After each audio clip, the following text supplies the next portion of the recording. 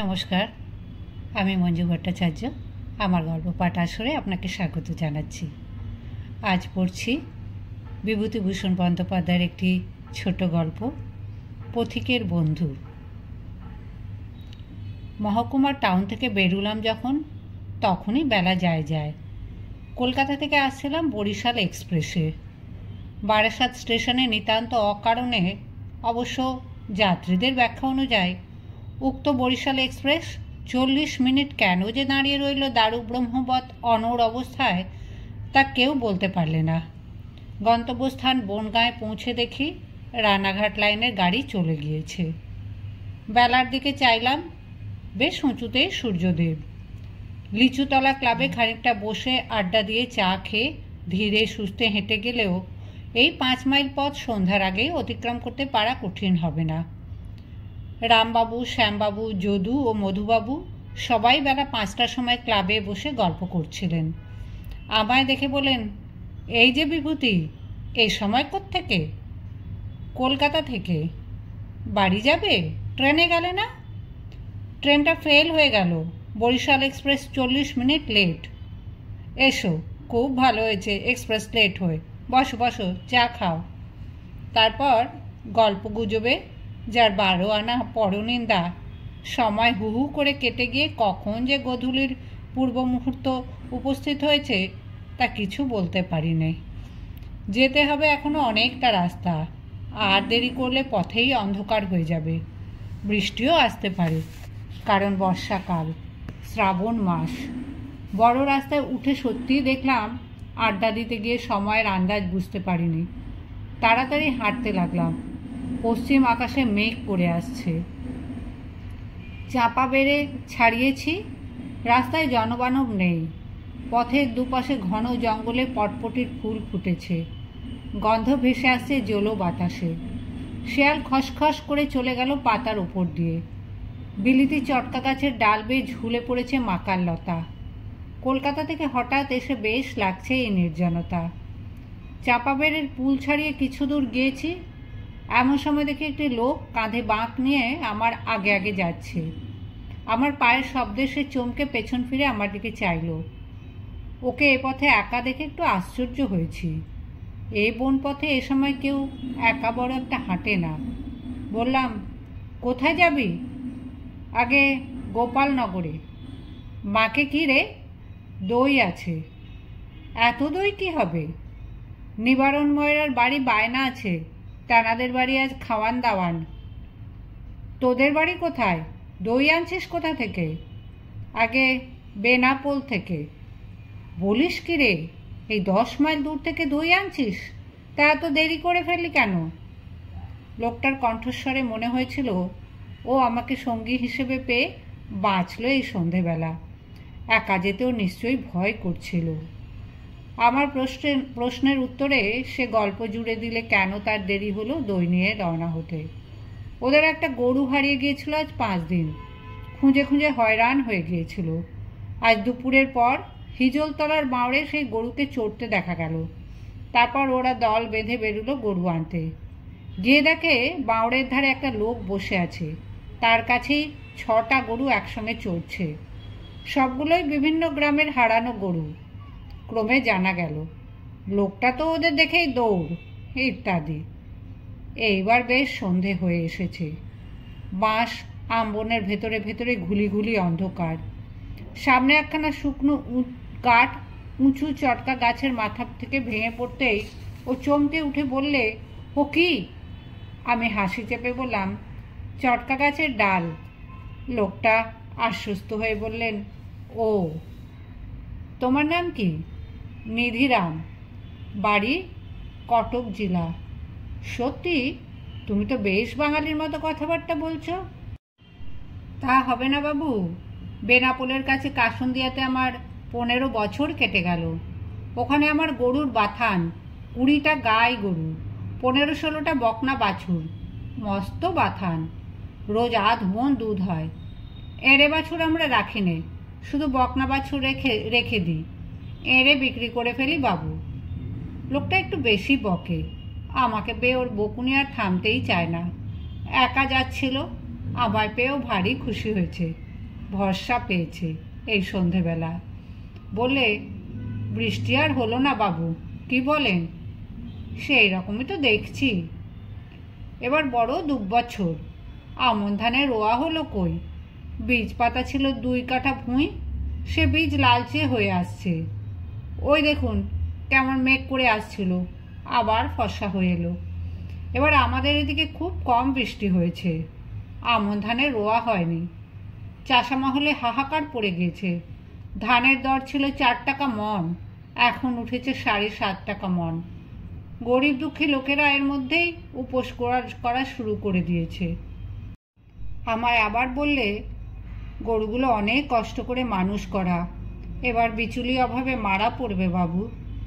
কাঁচা ঘাস কেটে খাওয়াবে। বর্ষাকালে কোনো গরু বিচুলি খায়? সবই কাঁচা ঘাস খেয়ে বাঁচে।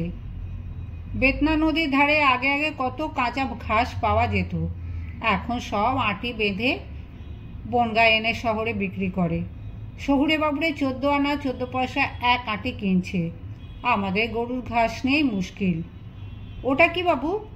এবার লোকটা চমকে উঠে যেন আমার গা ঘেঁষে এসে থমকে দাঁড়ালো। আমি বললাম, কই কি? ওই যে সাদা মতো। চেয়ে দেখলাম কিছুই না, মাকালতার মোটা সাদা লতা গাছের ডাল থেকে ঝুলে দুলছে অন্ধকারে। লোকটা দেখছি ভীষণ ভীতু। হঠাৎ আমার মনে একটা দুষ্টু বুদ্ধি জাগলো। আমায় ও বললে, বাবু আপনি কোথায় যাবেন? আমি একটু এগিয়ে ডান দিকের রাস্তায় নেমে যাব, ওখানেই আমার গাঁ। গোপালনগর এখন কত দূরে আছে? তা 1.5 মাইল। পথে কোনো ভয় টয় নেই তো? আমি জোরে জোরে ঘাড় নেড়ে বললাম, না না, ভয় কিসের? এই অঞ্চলে বাঘটাগ নেই, বুনো শুয়োরও নেই। সে বললে, আমি বাঘের কথা বলিনি বাবু, বলি এই সন্ধেবেলা আবার নাম করতে নেই, সেই তাদের। ও ভূত প্রেতের? ও নাম করবেন না সন্ধেবেলায়, রাম রাম রাম রাম। ও নাম কি করতে আছে এ সময়? রাম রাম। আমি অতি কষ্টে হাসি চেপে বললাম, ও বুঝেছি, তবে একটা কথা, যখন তুমি বিদেশি লোক তখন তোমাকে সব খুলে বলাই ভালো। কি বাবু? দাঁড়াও এখানে, আমি তো এখনই নেমে যাব। তুমি একা যাচ্ছ এতটা পথ, অন্ধকারে, পথে জনপ্রাণী নেই। আমার বর্ণনার বহর শুনে লোকটা আরও আমার দিকে ঘেঁষে দাঁড়ায়। আমার মুখের দিকে হাঁ করে চেয়ে বলে, তারপর বাবু? তারপর আর কি, তোমাকে বলা আমার উচিত নয়, কিন্তু যখন জিজ্ঞেস করলে তখন না বলাটাও তো ঠিক নয়, বিশেষ করে একা যখন যাচ্ছ, সঙ্গে লোক নেই। ওই যে একটা সাঁকো আছে রাস্তার ওপর বনের পাশে, ওই সাঁকোটা বড় খারাপ। কেন বাবু? ওই জায়গাটাতে ভূত, মানে ওরা সব আছেন কি না? পাশে যে বড় বাগান, ওটার নাম গয়ালদরের আম বাগান, বড্ড খারাপ জায়গা। অনেক দিন আগে তখন আমি ছেলে মানুষ, একবার একজন এই তোমার মতোই বিদেশি লোক একটা যাচ্ছিল গোপালনগরে সন্ধ্যের পর। তারপর দিন সকালবেলা দেখা গেল কিসে তার ঘাটটা মোটকে মেরে ফেলে রেখেছে সাঁকোর তলায়। এ আমার নিজের চোখে দেখা, কথাটা তোমায় বলা উচিত নয়, তবে যখন জিজ্ঞেস করলে তখন চেপে রাখাও তো উচিত নয়। একটা বিপদ হতে দেরি লাগে না, তখন তুমি বলতে পারো, বাবু আপনি জেনে শুনেও আমায় বলেননি কেন? সন্ধ্যের পর পথে ওই পথে কেউ যায় না, প্রাণ হাতে করে যেতে হয়। আজ বছর 2 আগে এক রাখাল ছোঁড়া দিনে দুপুরে অজ্ঞান হয়ে পড়েছিল সাঁকোর তলায়। যাক, সে তুমি রাম রাম বলতে বলতে চলে যেও, কোনো ভয় নেই। বাবু আপনি কি নেমে যাবেন? হ্যাঁ, আগে আমার গায়ের রাস্তা নেমে গেল, আমি এবার চলে যাব। তাই তো বাবু, একা আমি কী করে যাব?